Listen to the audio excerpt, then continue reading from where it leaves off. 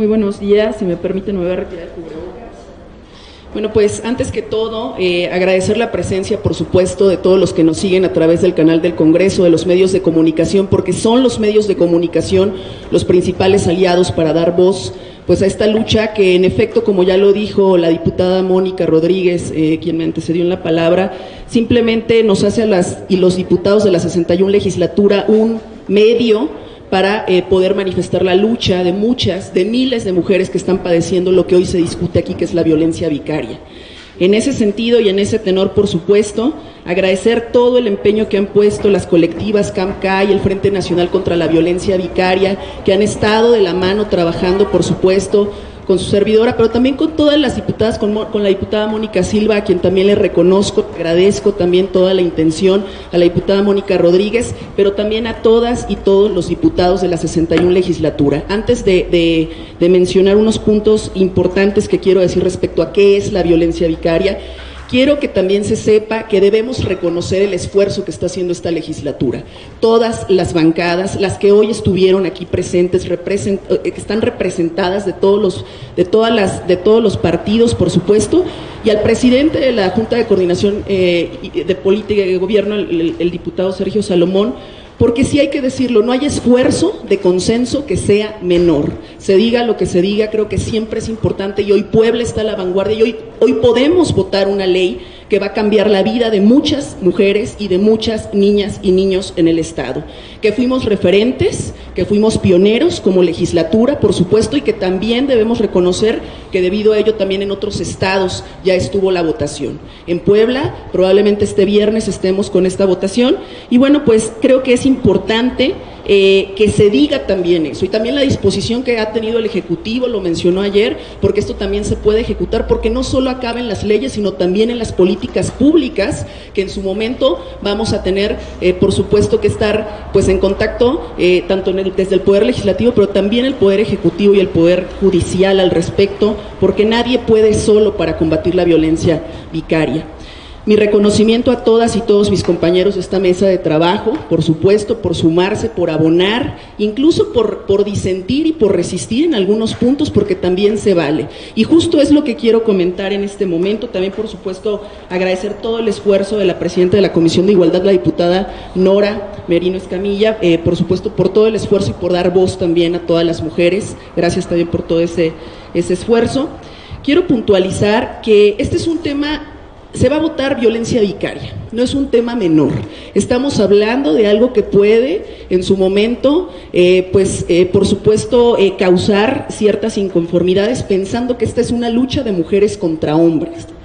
pensando que probablemente se podrían atropellar incluso derechos de hombres. Pero cuando estamos hablando de violencia vicaria estamos hablando exclusivamente, con perspectiva de género, de una violencia que se ejerce en contra de las mujeres. ¿Por qué? Porque para puntualizarlo o hacerlo más sencillo, después de todos los conceptos técnicos, después de todas las explicaciones, después de todos los foros a los que se ha motivado, después de las expertas desde la sociedad civil que son las propias colectivas, la violencia vicaria es la suma de todas las violencias que se le pueden ejercer a una mujer, incluso más allá de la propia violencia doméstica que pudo haber padecido con su pareja o expareja. ¿Y qué quiere decir esto? Que la violencia vicaria es en la escala de lo, con perspectiva de género, de lo que puede sufrir una mujer que tuvo una relación con una persona y que de ahí se procrearon hijos con esa pareja o expareja. Y quiere decir que antes de ello una mujer ya padeció muchos tipos de violencia, o algunos de ellas como pudieron haber sido la física, la psicológica, pero sobre todo la económica. Porque, ojo, se dice, bueno, ¿y no hay mujeres que también ejecutan actos, o sea, donde impiden que hombres vean a sus hijos? ¿No hay mujeres que a lo mejor también están ejerciendo algunos actos de violencia contra hombres? Eso se llama de otra manera, y para eso también ya está dentro de los términos de la ley. Lo que hoy se discute es lo que vivimos y lo que padecemos las mujeres por el mero hecho de eso,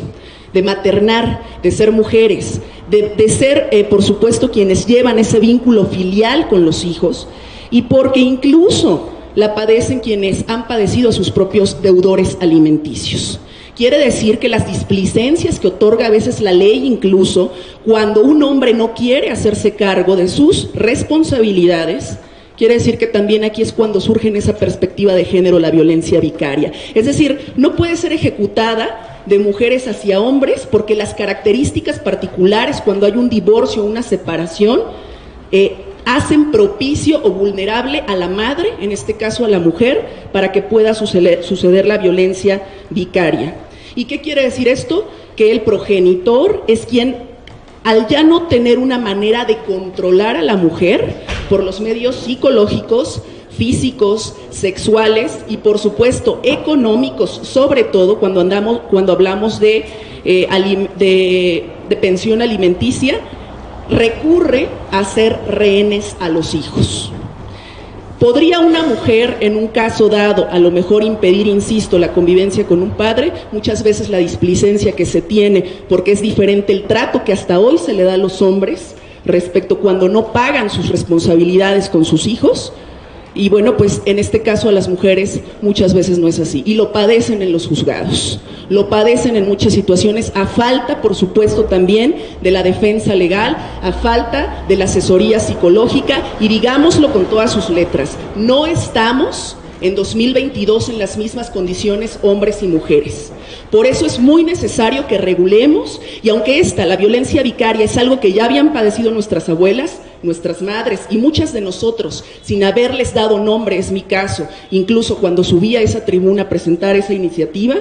creo que hoy se le tiene que dar nombre a ese fenómeno que ya se había padecido. ¿Qué es importante decir también? Que tan es una violencia que merece estar en la ley exclusivamente para las mujeres, que hay investigaciones científicas que la avalan. Que Sonia Bácaro, que es la proponente del concepto, ha trabajado por muchos años para que desde la psicología se puedan identificar las características particulares de por qué la violencia vicaria es solo ejercida de progenitores, de varones, hacia las mujeres en la condición del ejercicio que debemos